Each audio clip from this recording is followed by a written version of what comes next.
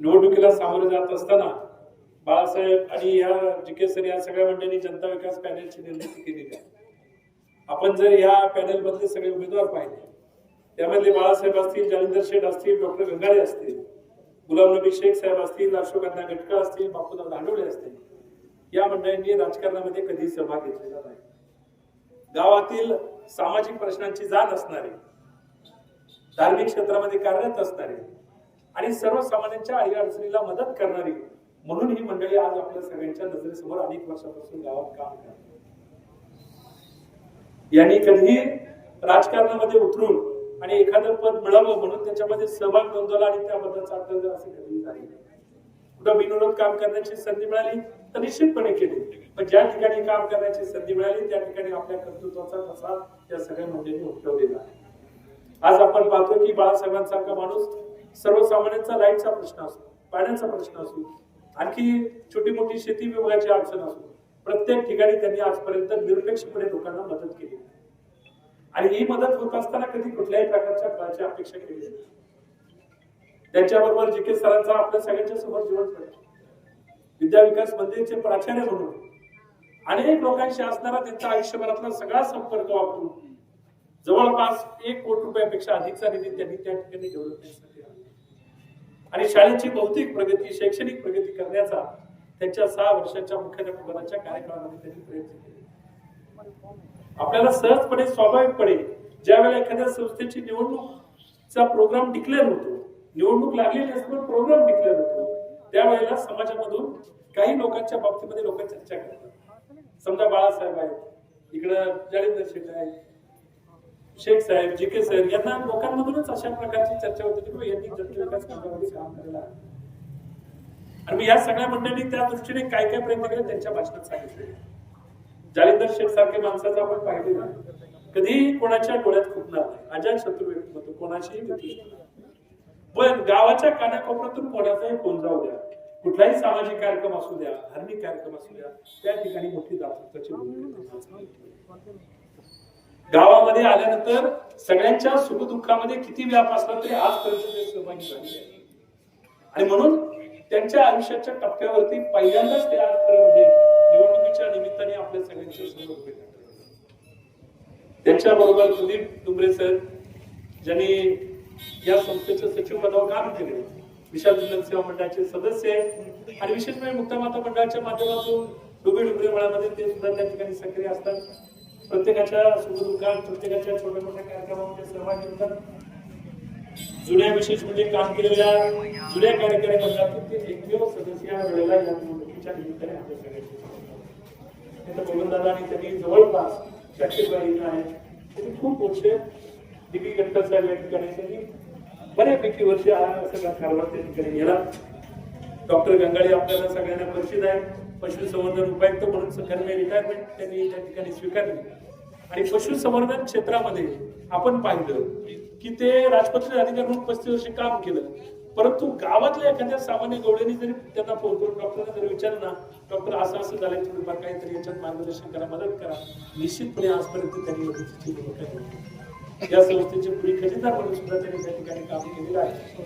आणि आज आपण पाहतोय की सगळ्यांशी त्यांची अटॅचमेंट त्या ठिकाणी राहिलेली आहे. आणि खरं म्हणजे त्यांच्या मुलाने डॉक्टर अभिजित यांनी न्यूरोसर्जन आहे, न्यूरोसर्जन खूप कमी असतात. खूप वेळा सार्वजनिक जीवनात असे प्रश्न उपस्थित की एखाद्याच्या शस्त्रक्रिया त्या ठिकाणी होणार आहे, ऍडमिट केले आणि आपल्यापैकी अनेकांनी डॉक्टर गंगाळे किंवा डॉक्टर अभिजित यांना फोन करावा आणि त्यांनी मात्र आपली जी अपेक्षा व्यक्त केली ती अपेक्षा त्या ठिकाणी मान्य करावी, हे आजपर्यंत आपण सगळ्यांनी अनुभवलेलं. अशा पद्धतीने एक बुद्धिमान कुटुंब आहे, परिवार आहे आणि डॉक्टर गंगाळे सुद्धा आज या निवडणुकीला सामोरे जात आहेत. त्याचबरोबर सन्माननीय सुभाषजी आढवळे आहेत. रानमळ्यामध्ये आपण अनेक वर्ष त्यांना पाहत आलेलो आहोत. सुयोग गणेश मंडळाच्या माध्यमातून गावगाड्यामध्ये सक्रिय शरदचंद्रच्या माध्यमातून साहेबांच्या त्यांच्यावर त्यांनी काम केले आणि सगळ्यांच्या सुखदुःखामध्ये असतात. रानमळा असेल, गवाळी असेल, त्र्यंबकमळा असेल, लढई असेल, गुरवशेत असेल, ह्या सगळीकडे त्यांचा नेहमी त्या ठिकाणी संपर्क राहिलेला आहे आणि ते आज त्या ठिकाणी या सगळ्यांच्या बरोबर निवडणुकीला सामोरे जात आहेत.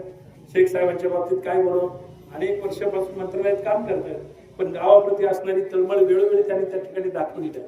आज संकल्प अन्नपूर्णा केंद्राच्या माध्यमातून जवळपास 43 लोकांना मोफत अन्न जाणवते आणि ही अशी व्यक्ती आहेत की ज्यांना कुठल्याही प्रकारे भोजनाचा आधार नाही. अशा सगळ्या लोकांना अन्नदान हे सर्वश्रेष्ठ दान समजलं जातं आणि त्याचं मोठं पुण्य आजपर्यंत त्यांना त्या ठिकाणी मिळत आलेलं आहे. गावामध्ये खूप सामाजिक उपक्रम त्यांनी राबवले. बेरोजगारांसाठी रोजगार मेळावा असेल, त्यांच्या समाजासाठी काही विवाहाचे कार्यक्रम असतील किंवा आरोग्य शिबिर असतील, या प्रकारचे अनेकविध कार्यक्रम आजपर्यंत ते या ठिकाणी सातत्याने गावामध्ये राबवत असतात. आणि आज ते सुद्धा ह्या सगळ्या मंडळींबरोबर ह्या निवडणुकीला सामोरे जात आहेत. आपल्या सगळ्यांचे तरुण सहकारी समीर पाटील आवटी, त्यांच्या पत्नीने ग्रामपंचायत सदस्य म्हणून कार्यरत आहेत आणि पाटील आवटी बाकी मंडळामध्ये काम करत असताना सगळ्यांच्या बरोबरीने उत्तम पद्धतीने आपली शेती, आपला सगळा व्याप सांभाळून ग्रॅज्युएट तरुण असून सुद्धा शेतीमध्ये विविध प्रकारचे प्रयोग करून उत्तम शेती करण्याचा ते या ठिकाणी प्रयत्न करत असतात. ते सुद्धा आज या ठिकाणी या निवडणुकीला सामोरे जात आहेत.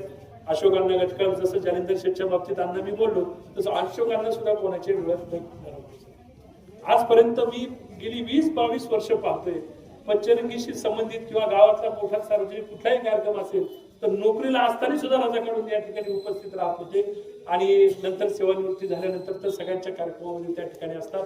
RCM सारख्या एका मोठ्या कंपनीतून ते सेवानिवृत्त झालेले आहे. पूर्वीचे जुने SSC होते, जुने SSC 11वी असायची आणि त्यानंतर ते त्या ठिकाणी इंटरपर्यंत शिकले, म्हणजे कॉलेजची पण 1-2 वर्ष पूर्ण केली आणि पुढे RCM ला जॉईन झाले. आज या परिवाराचं आपण पाहिलं, मी सहज ज्याने पाहत होतो त्यांच्या वडिलांचं 3 नंबरला नाव दिसलं मला. या सगळ्या कुटुंबाने खूप काम केलेलं, पूर्वपार केलेलं आहे. आज त्यांच्या कुटुंबातील नरेंद्रदादा असतील, गटका गुरुजी असतील, यांनी सुद्धा शिक्षण असेल, सहकार असेल, या क्षेत्रामध्ये आपलं काम केलेलं आहे आणि आज ते सुद्धा या सगळ्यांच्या बरोबर निवडणुकीला सामोरे जात आहेत.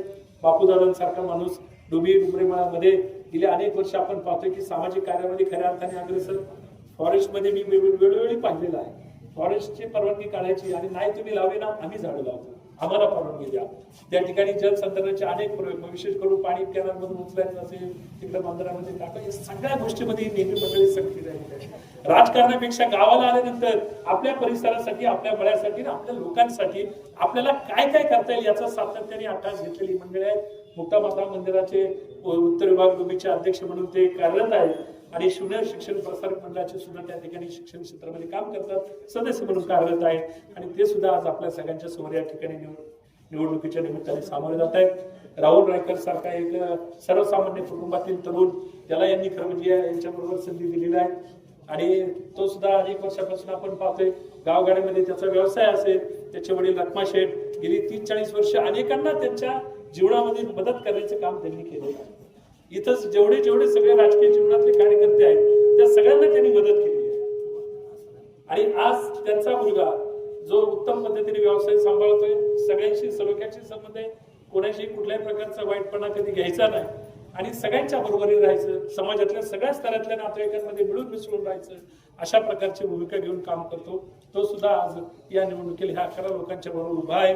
ही सगळीच्या सगळी लोक आपण पाहिल्यानंतर आपल्या लक्षात येते की यांच्या मनामध्ये प्रामाणिक प्रयत्न, यांच्या मनामध्ये काही संकल्प आहेत आणि ती पूर्ती करण्यासाठी ही सगळी मंडळी आज नाईलाजाने या निवडणुकीच्या प्रक्रियेमध्ये आलेली आहे.